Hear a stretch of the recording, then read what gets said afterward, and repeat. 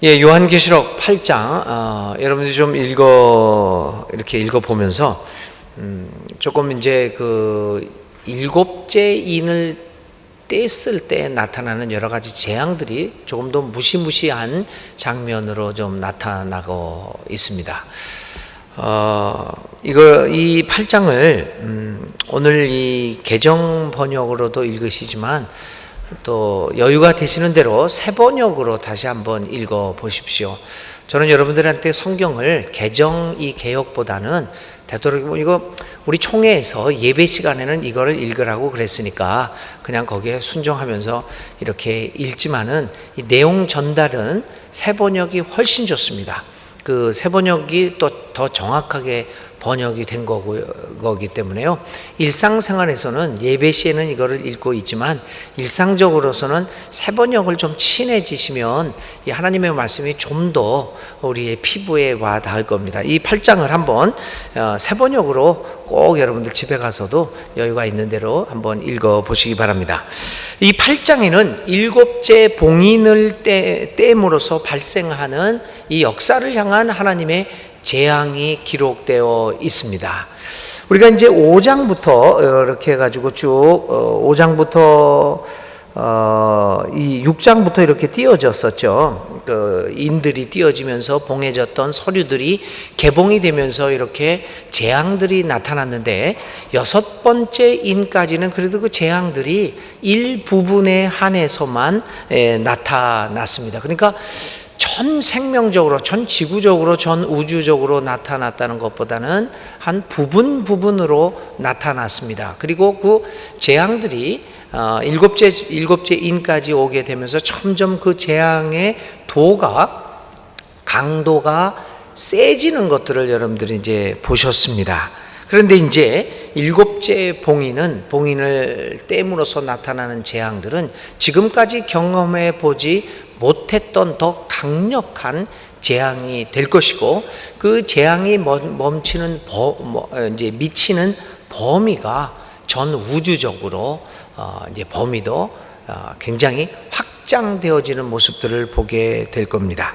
이제 일곱째 봉인을 떼면은 모두 일곱 천사가 나타나서 7개의 나팔을 불게 됩니다. 그 나팔을 불 때마다 새로운 재앙이 이제 출현하게 되겠고, 그것이 이제 인류의 삶을 괴롭히는 것으로 이제 나타나게 됩니다. 그래서 이제 8장에는 넷째 나팔까지의 재앙이 나타나고 있습니다. 이 재앙이 이제 11장까지 계속해서 이어지고 있는데, 오늘 우리가 읽은 말씀에는 모두 4번째의 나팔까지 나타나는 재앙을 다루고 있습니다. 그런데 오늘 이 7째 인이 아주 전 우주적으로 재앙이 미쳐지는 것인데, 이 인을 떼니까 8장 1절부터 2절에 보면은 잠시 정막이 흐릅니다.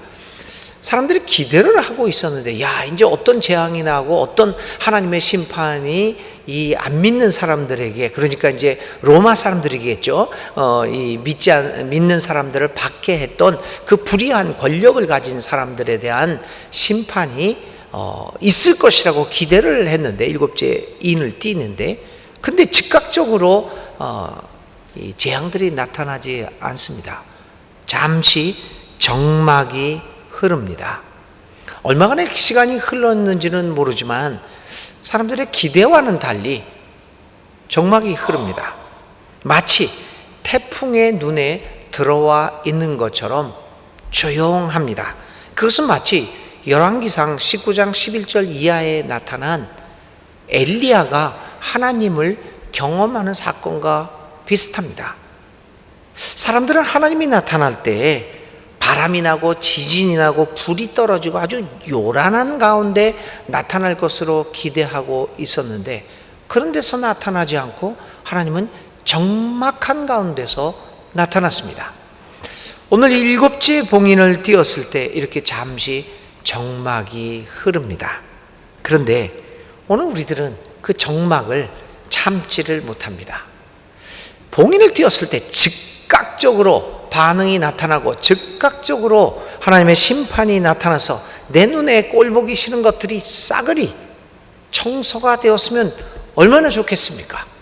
그런데 정막이 흐릅니다. 모든 사건이 중단되고 소강 상태에 빠지게 됩니다. 지금까지 6개의 봉인을 띨 때에 숨가쁘게 전개되어졌던 사건이 잠시 휴식을 취하는 듯 하게 됩니다. 이러한 정막은 오늘 우리들에게 많은 생각을 하게 합니다. 특별히 하나님이 일을 안 하시는 건가? 하나님은 안 계신 건가? 이제 하나님의 사건은 더 이상 발생하지 않는 것인가? 라고 하는 의문도 갖게 만듭니다. 이제 모든 재앙이 끝난 것인가? 더 이상 하나님은 우리의 어떤 일들을 더 이상 행하지 않는 것인가? 라고 하는 생각도 갖게 될지도 모릅니다. 우리 많은 경우에 그렇습니다. 이 정막 앞에서 하나님이 잠깐 일을 쉬는 것 같은 느낌을 주는 이 정막 앞에서 우리는 의문을 갖고 의심하고 인내를 잃습니다. 많은 경우에 하나님의 일을 하는 데 있어서, 하나님의 역사의 섭리를 하는 데 있어서 우리는 인내심을 잃고 평정을 잃고 서두릅니다. 왜냐하면 하나님이 안 계신 것 같은, 아무것도 안 하시는 것 같은 느낌을 주는 정막이 우리를 이렇게 괴롭게 만들기 때문입니다. 그래서 우리는 더 급하게 일을 함으로써 오히려 하나님의 일들을 망치게 되는 경우도 많은 경우에 발생하게 되는 것을 느낍니다. 또 다른 한편으로는 이 같은 정막은 사람들로 하여금 한숨을 돌리게 할지도 모릅니다. 그리고 다시 자신의 삶을 추구하는데 열중하게 만들기도 합니다. 조금의 틈만 있어도 우리는 이제 안심을 하고 되었다고 생각하고 하나님을 얼마나 외면하고 살아오고 있습니까? 잠시만 숨을 돌리기만 해도 우리는 곧장 하나님을 떠나서 세상으로 나가는 습성이 있습니다. 늘 하나님과 교제하면서 나는 하나님을 잘 섬기고 이렇게 하나님 뜻 가운데서 어렵더라도 잘 살아나겠습니다. 우리는 결단을 잘합니다. 그러나 조금만 틈만 있어도 어느 틈에 우리는 하나님을 떠나서 세상으로 나아가는 습관들이 너무나 많습니다.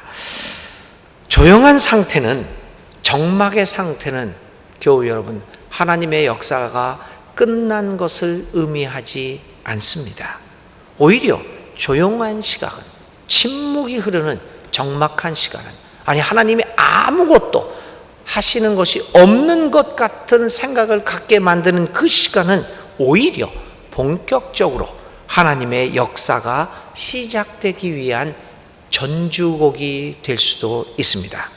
아무 일도 아닌 것처럼 보이는 이 조용한 사건 속에서 하나님이 어떻게 역사를 이끌어 나가시는가라고 하는 것을 발견할 수 있는 통찰력과 지혜와 믿음의 눈이 우리들은 필요합니다. 그런데 우리는 그러한 통찰력과 지혜와 믿음의 눈이 없기 때문에 이 조용한 사건들을 통하여 주시는 하나님의 음성을 얼마나 소홀히 하고 놓치고 있는지요.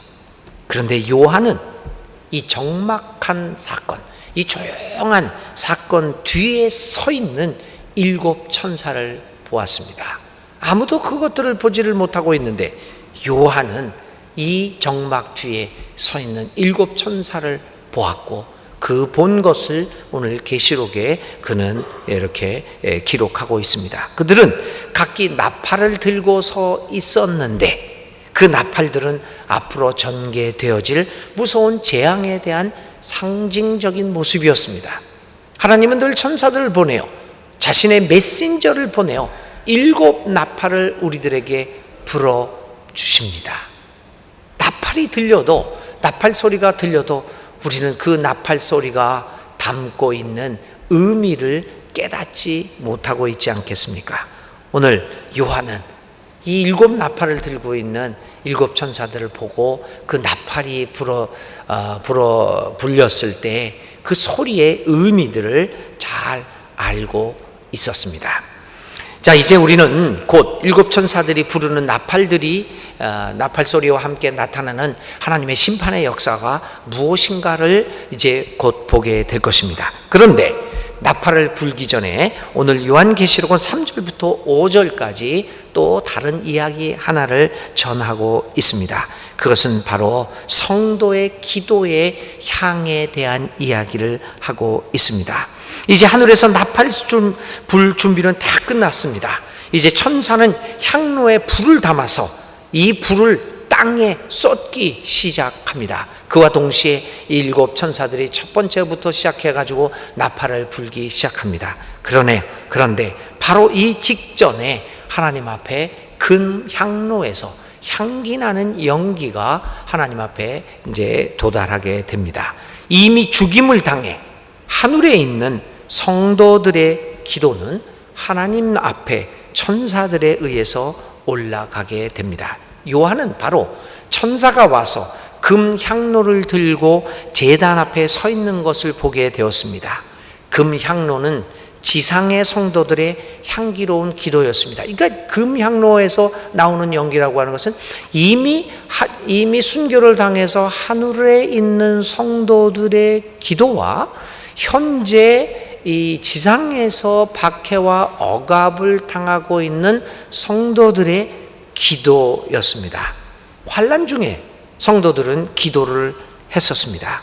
그래서 이 환난 중에 성도들이 행한 기도들이 아름다운 향기가 되어서 하늘나라로 또 하나님에게로 이제 올라가게 됐습니다. 이게 아주 묘한 대조를 이루고 있는 겁니다. 이미 죽임을 당해서 하늘에 있는 성도들의 기도, 현재 땅에서 억압 속에서 숱한 고난과 박해를 당하고 있는 성도들의 기도가 하늘에 올라갑니다. 그리고 조금 있다가 이제 일곱 천사들이 나팔을 불기 시작합니다. 이걸 통해서 이 요한은 도대체 우리에게 무엇을 보여주려고 하는 겁니까? 이미 여러분들 마음속에 그런 장면들이 생각나죠? 벌써 이게 하늘에 기도가 올라가고 하늘에서는 일곱 천사들이 날아와서 이 재앙을 향한 이 나팔을 분다. 이 장면에서 우리는 금방 알게 됩니다. 향기로운 기도는 무엇보다도 의를 위하여 박해를 받으며 하나님께 억울함을 호소하였던 성도들의 기도의 외침입니다. 그 외침을 들으신 하나님이 드디어 일곱 천사들을 보내서 그 억울함을 풀어주십니다. 하나님은 자신의 나라와 의를 위하여 수고하고 애쓴 자들의 노고를 외면하지 않습니다. 드디어 기도가 올라가서 그들을 박해했던 이 세상을 지배하면서 마치 이 세상의 주인처럼 살아가고 있던 그 권력 잡은 자들에게 말할 수 없는 재앙이 내려옵니다. 그것을 보면서 성도들과 이미 하늘에 올라가 있는 죽임을 당한 성도들의 억울함은 풀어지게 됩니다. 마리아의 기도가 얘기를 했죠. 이제 하나님께서는 줄인 자를 배불리 보내고 이 배부른 자를 또 이렇게 배고프게 보내고 높은 자를 끌어내리시고 낮은 자를 높이시고 골짜기를 메우고 산을 깎아 내린다. 이게 뒤바뀜의 역사가 이 요한계시록 8장에서 우리는 보게 됩니다. 결국은 억울하게 그리고 정말 여기서 많은 그 의를 위해서 박해를 당했던 그 사람들의 고난과 죽음이 결코 헛된 것은 아니었습니다. 하나님께서는 그들의 수고와 기도를 들으시고 응답하여 주셨던 것입니다. 하나님께 바쳐진 성도들의 고난과 수고, 희생의 향기로운 제물은 이제 천사의 손에 들려서 이제 하늘로 하나님께로 올라가고, 그리고 하나님은 이 불의한 세력들을 이제 그의 힘으로 심판하실 것입니다. 그래서 이제 이렇게 이 악한 자들의 말로가 바로 이런 것이었습니다. 자신들이 사람들에게 행한 악한 행실들이 올무가 되어서 이제 그들을 조여오게 되는 것입니다. 여기서 하나님의 역사의 섭리의 방법을 뒤바뀌게 하는 하나님의 역사의 섭리의 방법을 우리는 이곳에서 발견하게 됩니다. 자, 이제 하나씩 이 첫 번째 나팔부터의 재앙의 모습들을 한번 살펴보겠습니다. 일곱째 재앙까지 나오는 여러 가지 재앙들은 이집트에 내렸던 10가지 재앙과 상당히 흡사합니다. 우박이 내리죠, 불이 내리죠, 물이 피가 되지요, 어두워지죠, 황충이 내리죠, 또 물이 쓴 물이 되지요, 물이 바다가 피 바다가 되죠. 이러한 모든 그 재앙들이, 여기에서 계시록에 나타난 재앙들이 이 10가지 재앙하고 비슷한 모습을 보이게 됩니다. 이 재앙들의 목적은 크게 두 가지입니다. 하나는 성도들을 핍박했던 자들에 대한 심판입니다. 분명히 불의를 행하고 마치 자기가 역사의 주인인 것처럼 그렇게 자기의 힘을 휘두르며 살았던 사람들에 대한, 악한 자들에 대한 심판을 의미합니다. 또 다른 목적은 사람들이 이러한 재앙을 통해서 어리석은 행동을 그치고 회개하여 하나님께로 돌아오게 하도록 하는 것입니다. 그것이 이 재앙의 목적이었습니다. 그래서 이제 천사들은 각각 자기가 가진 나팔을 불기 시작합니다. 첫 번째 나팔입니다. 8장 7절의 말씀이죠. 첫 번째 재앙은 땅에 대한 저주입니다. 우박과 불이 나와서 땅에 있는 풀과 나무와 숲의 3분의 1을 태워버립니다. 이 재앙은 출애굽기 9장 23절에 있는 우박의 그 재앙과 흡사하지요. 땅의 자연의 모든 것들을 휩쓸어 가게 됩니다. 하나님을 거역하고 참 하나님을 믿지 않았던 이집트 사람들을 향하여 내렸던 재앙들이 오늘 종말의 날에도 그대로 반복되고 있습니다. 이 재앙은 하나님을 거역하는 사람들에 대한 직접적인 징벌로 이해되고 있습니다. 이 재앙의 목적은 출애굽기에서 이집트의 불과 우박의 재앙의 경우처럼 이스라엘의 해방을 목적으로 했듯이 믿는 이들의 해방입니다. 풀려남입니다. 모든 억압으로부터의 해방을 그 목적으로 하고 있습니다. 그런데도 로마 권력은 이 믿는 이들에 대한 정직하게 살아가는 사람, 의로운 사람들에 대한 억압을 그치지 않을 것입니다. 그러기에 재앙의 강도는 시간이 갈수록 더욱더 강해질 것이라는 암시를 받습니다. 여러분, 오늘 우리가 사는 세상도 마찬가지죠. 이집트와 같은, 바로와 같은 권력을 갖고 있는 이 세상의 권력은, 이 세상은 의롭게 살아가려고 하는 사람을 가만두지 않습니다. 정직하게 살아가려고 하는 사람을 그대로 두지 않습니다. 그 사람들은 늘 고난을 받고 억압을 당하고 삶에서 많은 실패를 경험합니다. 오히려 갇힌 권모술수를 쓰는 사람들이 세상에서는 승승장구합니다. 그런데 하나님은 이러한 불의한 사람들이 승승장구하고 있는 이 세상에서 억압을 받는 사람들을 풀어주고 싶어 하십니다. 그래서 재앙을 내립니다. 그러한 메시지들을 보여줍니다. 그런데 이 사람들은, 불의한 사람들은, 권력을 잡고 있는, 지금 행세를 하고 있는 사람들은 그 재앙의 뜻을 이해하지 못합니다. 그리고 그 뜻을 이해하지 못하고 하나님의 삶에, 하나님이 우리에게 주신 삶의 원리를 무시하면서 그대로 살아갑니다. 결국은 하나님이 우리에게 주신 삶의 원리를 무시하고 불의하게 살아가고 있는 이 세상은 결국에는 불과 이 우박과 불이 나와서 이 자연재해들을, 이러한 우리 삶의 터전들이 망가지는 그러한 결과를 맞게 될 것입니다. 오늘 우리들의 삶도 마찬가지입니다. 하나님이 우리에게 주신 삶의 원리를 무시하고 있는 우리들, 그 삶의 평화로운 원리와는 정반대의 삶을 살아가고 있는 우리들에게 하나님은 풀과 우박이 되어서 자연의 우리의 삶들은 풀과 나무와 땅을 저주하시고 땅의 3분의 1의 재앙을 내십니다. 우리는 이러한 자연적인 재앙 앞에서 우리가 얼마나 잘못된 삶을 살아가고 있는가를 깨닫고 돌이켜야 합니다.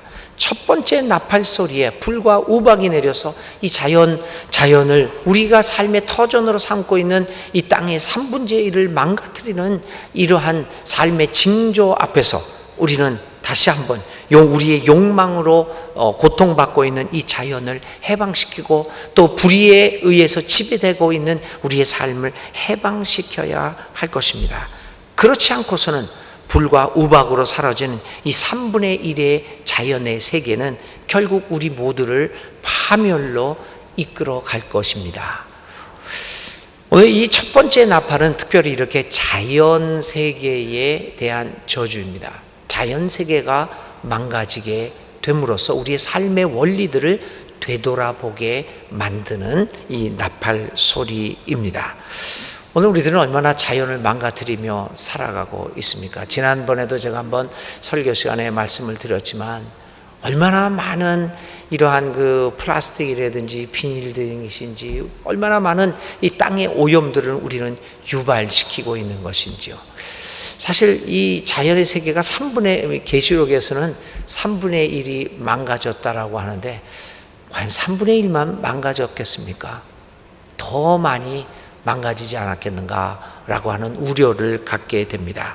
불과 우박으로 사라지는 3분의 1의 자연의 세계, 이 첫 나팔 소리에 우리는 다시 한번 우리의 살아가는 삶의 모습들을 돌이켜 보아야 합니다.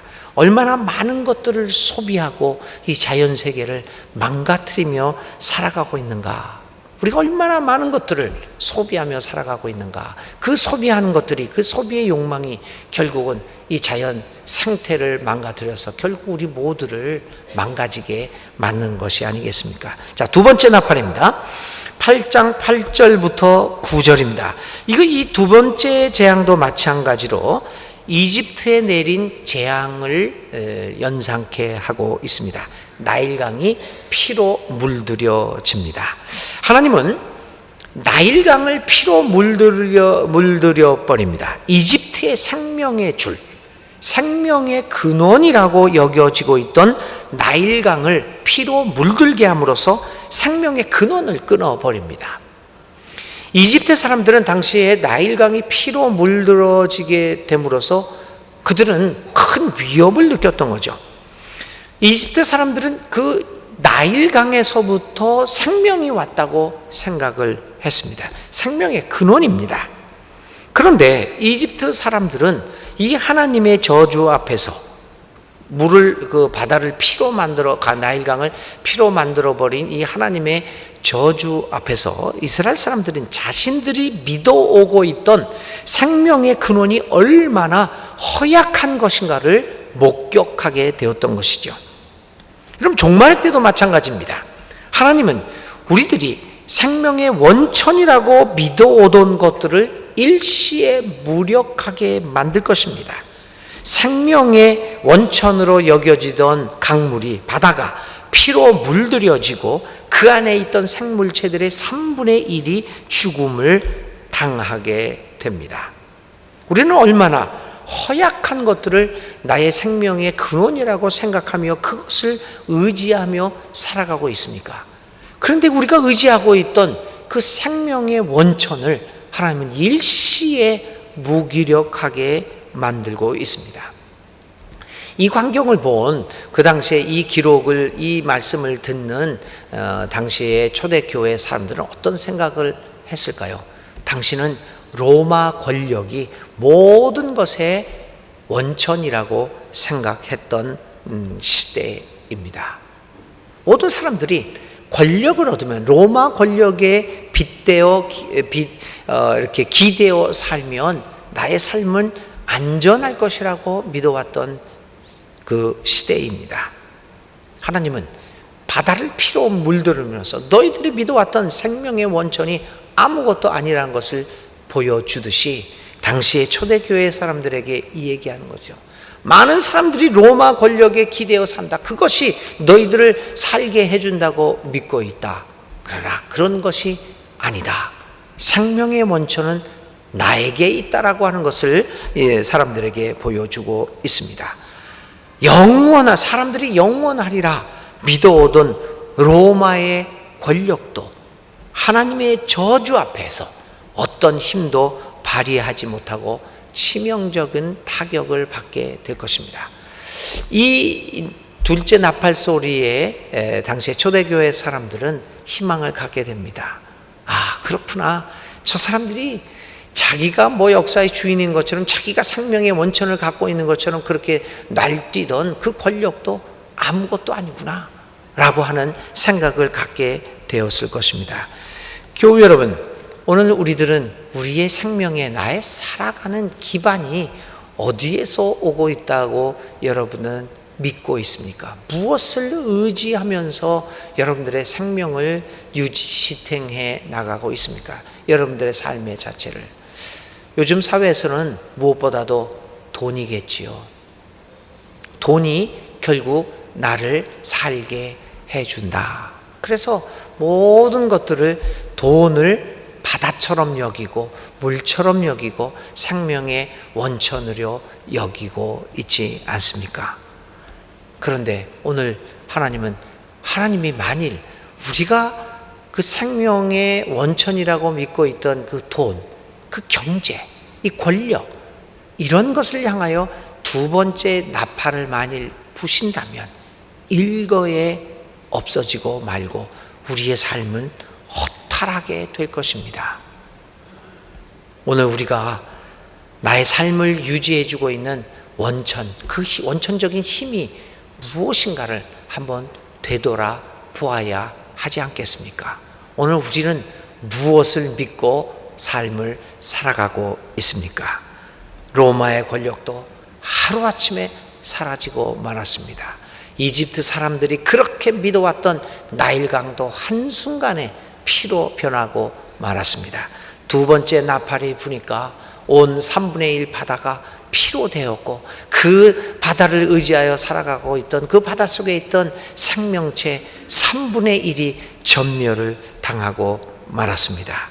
이 두 번째 나팔 소리를 들으면서 우리는 다시 한번 나는 무엇을 의지하며 나의 생명을 살아가고 있는가라고 하는 것을 돌아보게 됩니다. 세 번째 나팔입니다. 8장 10절부터 11절입니다.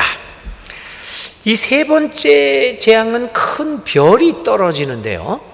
그 별의 이름이 뭐였냐면 쑥입니다. 쓴 쑥. 이 별이 이번에는 어디에 떨어지냐면은 물에 떨어집니다. 그러니까 그러면서 이 물이 어떻게 되냐면 쓴맛을 내게 됩니다. 금방 우리의 머리에 연상이 되죠. 아, 출애굽기 15장이구나. 출애굽기 15장에 뭐가 있었죠? 마라의 사건이죠. 사람들이 물을 마시려고 하는데 씁니다. 마실 수가 없습니다. 그것을 하나님께서는 모세를 통하여 단물로 만들어주시는 기적을 베풀입니다. 물이 쓴맛을 내면 사람들은 그것을 마시지 못합니다. 물은 사람의 생명을 유지시켜주는 매우 중요하고 핵심적인 요소입니다. 자, 이렇게 이제 보시면 이게 첫째 나팔, 둘째 나팔, 셋째 나팔 다 일관성이 있죠.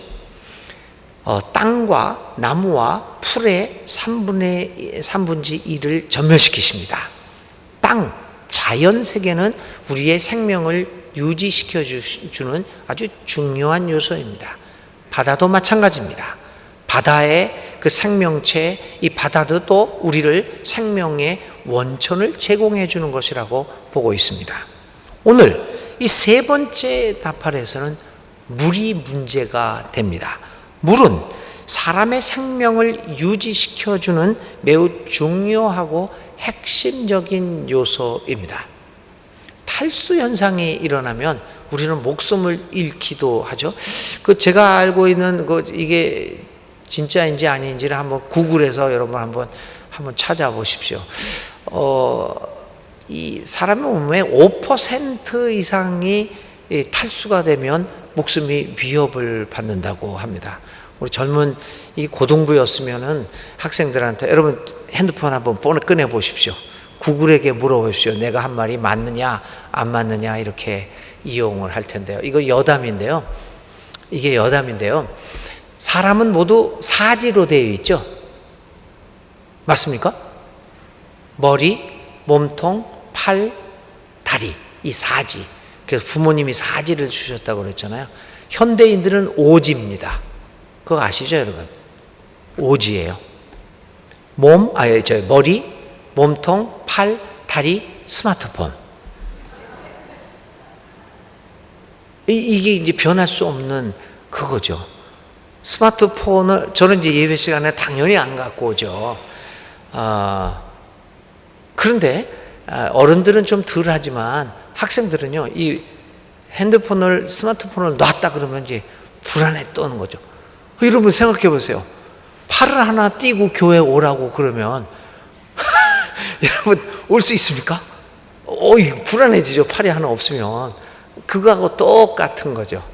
그래서 저는 오히려 이게 정도의 차이는 있겠지만 어떻게 이 오지 중에 하나인 이것을 올바르게 사용할 수 있게 교육을 잘 시켜야 되겠느냐. 이게 이제 앞으로 교육의 문제죠. 그래서 이제 요즘 그런 얘기도 많이 나옵니다.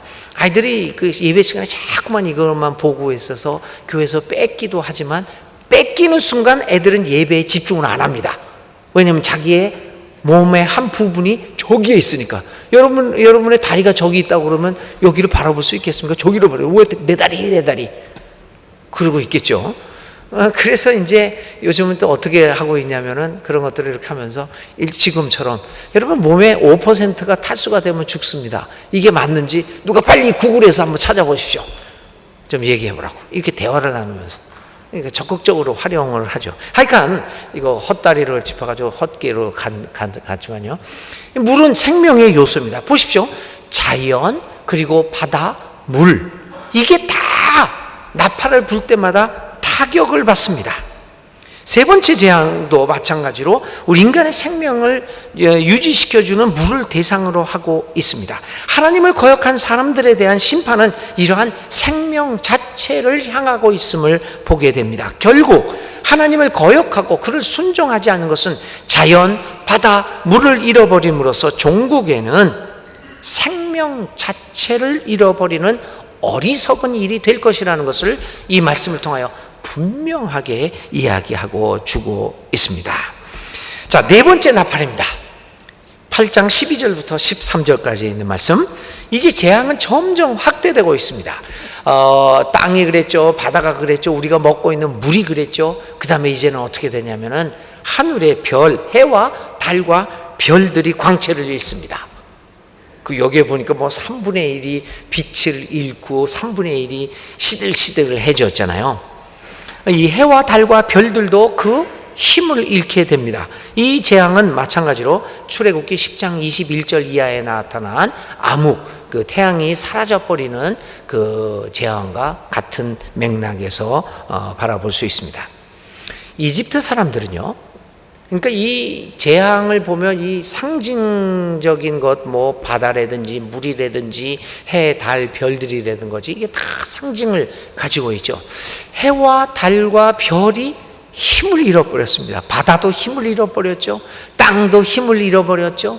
바다도 힘을 잃어버렸죠. 이 내용들을 보면 이게 뭡니까? 땅, 바다, 해, 별, 달. 이집트 사람들에게는 이게 뭐였습니까, 여러분? 신이었습니다.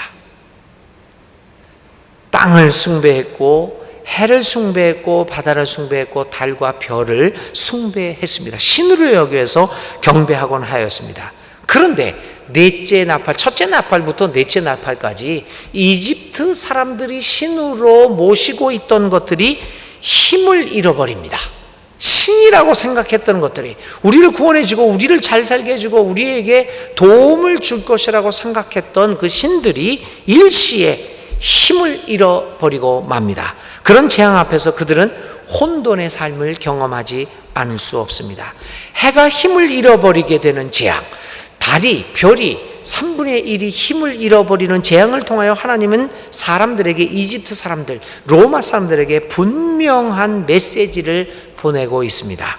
너희가 믿고 있는 신은 내 앞에서 아무런 힘도 발휘할 수 없는 무기력한 존재이다. 하나님은 이집트 사람들이 신으로 숭배하고 있던 모든 대상들, 나일강, 바로, 개구리, 메뚜기, 태양과 달, 이런 것들을 모두 무력화시켜 버렸습니다. 네 번째 나팔을 불자 마지막 희망이었던 별, 태양, 그리고 달이 힘을 잃습니다. 사람들에게 에너지의 원천, 삶의 원천으로 여겨지던 것들이 이제 더 이상 그들의 삶을 유지해 줄 수 있는 힘의 원천이 아닙니다. 로마 권력이 삶의 모든 에너지의 원천이라고 여겨지던 그 시절에 태양과 별 그리고 달이 힘을 잃어버립니다. 이제 사람들은 의지할 곳이라고는 하나도 없습니다. 오늘 우리가 힘의 원천이라, 삶의 원천이라고 여겨지고 있던 모든 권력과 돈과 경제와 지식은 그 힘을 잃어버리고 말게 될 것입니다. 이제 사람들은 하나님을 망각하고 그를 거역하는 사람들에 대한 심판의 강도는 점차 강해지고 있습니다. 재난은 계속되어질 것입니다. 이제 9장에 이어서 5번째 나팔, 6번째, 7번째 나팔을 통해서 재난 계속되어지고 사람들은 이제 혼란의 세계로 들어가게 될 것입니다. 하나님을 배반하고 하나님을 무시하고 하나님을 거역하고 마치 다른 것을 의지하면서 다른 것을 신으로 모시던 살아가고 있는 사람들에게 계속해서 하나님의 재앙은 나타날 것입니다. 하나님은 계속해서 나팔 소리를 통하여 우리에게 메시지를 보낼 것입니다. 계속적으로 회개하지 않는 역사에 대한 심판이 계속될 것이라고 하나님은 우리에게 말씀하고 계십니다. 하나님은 지금도 우리들에게 여러 경로를 통하여 말씀하고 계십니다. 오늘도 하나님은 천사들을 통하여 나팔을 불고 계십니다. 첫 번째 나팔 소리에 회개하고 하나님께로 돌아오게 될 때 하나님은 은혜로 우리를 받아주시고 우리를 구원시켜 주시고 우리에게 새로운 삶을 허락해 주실 것입니다. 하나님의 심판이 임하게 되지만 그러나 또 한 가지, 우리는 하나님의 말씀에 귀를 기울이면서 모든 재앙을 넘어 하나님의 은혜가 우리를 위하여 있다고 하는 것을 우리는 깨닫게 될 것입니다. 모든 재앙 위에 한없는 하나님의 은혜와 자비가 있음을 기억하면서 우리에게 들려주시는 하나님의 그 나팔 소리에 귀를 기울이고 우리의 삶을 돌이켜서 하나님께로 돌아올 수 있기를 간절히 바랍니다. 결국 계시록을 통하여 하나님 우리에게 주시고자 하는 음성은 바로 그것입니다. 나에게로 돌아오라, 이 말씀입니다. 이것을 기억하면서 오늘 요한계시록 8장의 말씀을 잘 묵상하는 여러분들 되시기를 바랍니다.